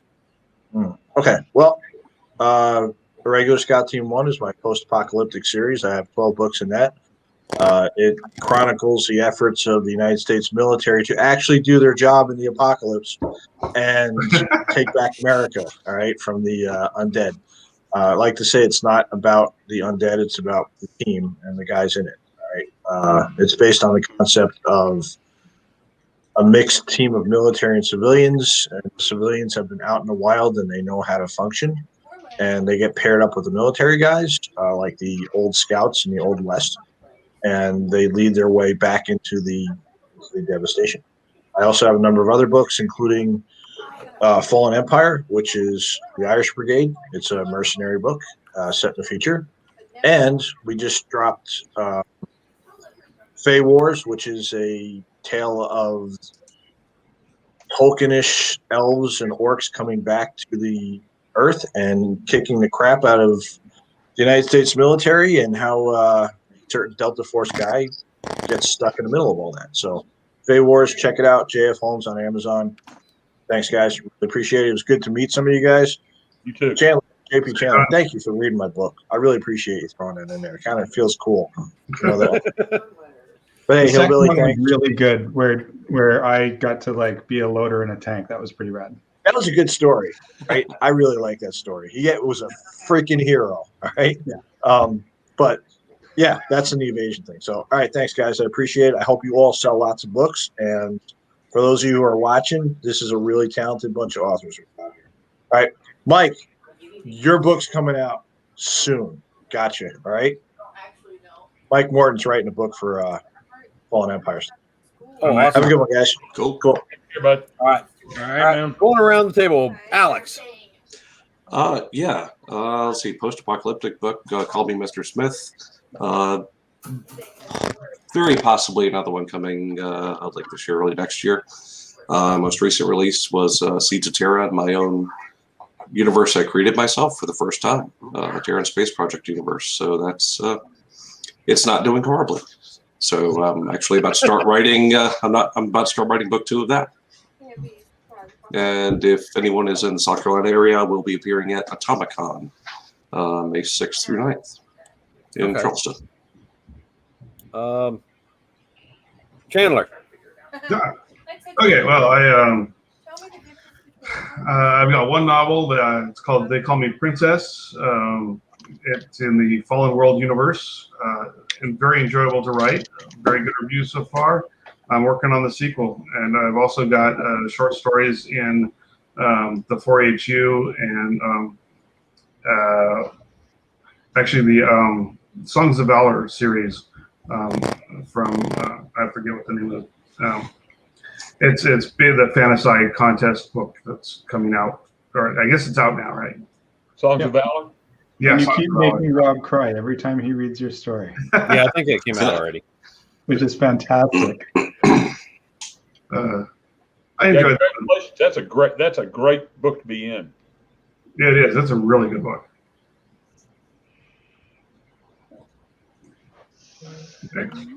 Okay, so Bill. Okay. I'm probably best known for the Last Brigade series. There's 5 full novels in the series. There's a prequel novel with 2 more coming there. There's an anthology that's coming out April 27th, which I've had 3 different people tell me is one of the best anthologies they've ever read of any sort. That if it's true, then that's more credit to the writers than me. I am the co-creator of Hit World, which is put out by Chris Kennedy Publishing, and the 3rd book on that just came out. We've just finalized a lineup for an anthology for that. Hit World is if James Bond, John Wick meets James Bond in Men in Black. Oh wow! So it's got a lot of moving parts and it's a lot of fun. And then I write a lot of other stuff too. You know, I have a Time Wars series and a fantasy series called Sharp Steel and High Adventure. And Chris has been kind enough to let me write in the 4HU. So I write all kinds of stuff. And yes, I'm stupid enough to write nonfiction military history. All right, Jamie. You can find all my stuff listed on ibsenwrites.ca. Last October was when Pacific Shogun came out. In the immediate future, I've got, let me see, Songs of Valor just came out, my first real fantasy story in that. I've got 2 stories in Freehold Defiance, which is going to be coming out in May. I've got a story in We Shall Rise, which is the next Black Tide Rising anthology from Baen in Ringo's series there. And then later that week, We Dare 3 comes out. And with each of the We Dare anthologies, we've gone with a different theme. We Dare 3, the theme is badass female protagonists. It's kind of like a love letter to Ellen Ripley and Sarah Connor and Cara Dune and all of these badass women of science fiction. We've got a great lineup for that. And then I'm about to put the finishing touches on my first completely solo, not related to anybody else's universe novel, which is going to be called Myrmidon's Incorporated Herbicide. And I'm not sure, I don't have any idea when that's going to be out because it's not done yet. That's what I'm working on. Chop, and chop, then baby. What's that? Chop, chop. You got to get it done, man. You're talking to you guys instead. But I've got that, and then I've got some stuff, some other stuff with CKP coming up along the way. Thank you, Maya. Yes, I love the cover for We Dare 3. It's amazing. And yeah, that's it. I don't think we've got too many cons on the go this year because there's kind of an international border in the way, and I don't know when that's going to get opened up. But we'll figure it out. As soon as we can travel, we will. Go take a tour of Oak Island. Yeah, it's not too far. Oh, that would be fun. Okay, and I am William Joseph Roberts, your host. You can find my stuff at williamjosephroberts.com or look over at Three Ravens Publishing. The latest things we have going on, the Starflight Anthology will be coming out in June. JTF 13 Sea Serpent by John Stacey Worth will be out. I'm going to kill a dog here in a minute. You ever had barbecue dog? It's not bad. It's sweet meat. It's okay. I didn't know about that book. You can go to Korea and try that. Been there, done that. So JTF 13 Sea Serpent by John Stacey Worth will be coming out hopefully by the end of the month. Zoomers by John Drake, the latest John Drake satire. It is a mashup of Hitchhiker's Guide versus Doctor Who. If you like Douglas Adams satire, you'll love that. The latest from the Corner Scribblers, Gears and Gallantry, a collection of flash fiction for steampunk. And my next thing coming out would be, Billy and the Kid, coming out in the Standing Fast anthology that Bill's got going on. I miss all the cool anthologies lately. What the? Oh God, I've got so many freaking short stories that I need to take care of here soon. But okay, check out our affiliates and some of the cool people that we hang out with. Check out Cobblestones, Faye Productions, sci-fi.radio. Follow, subscribe, and keep up with the latest from myself and Three Ravens Publishing and all of our guests. And for all of you veterans, cops, first responders out there, remember, you are not alone. Reach out to a brother or sister.